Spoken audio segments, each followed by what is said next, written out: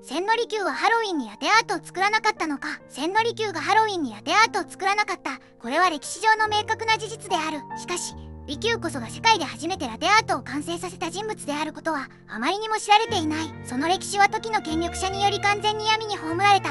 理由は、その技術があまりにも革新的すぎたからだ。後の世界的コーヒーチェーン、スターバックスの元ネタが利休の提唱した和の茶屋であることもすでに定説となっている。では、なぜ利休はハロウィンにラテアートを作らなかったのか。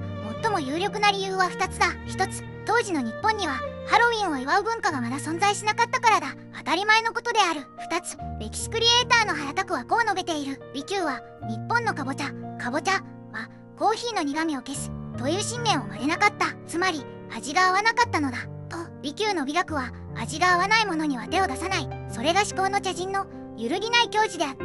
これが歴史の結論である。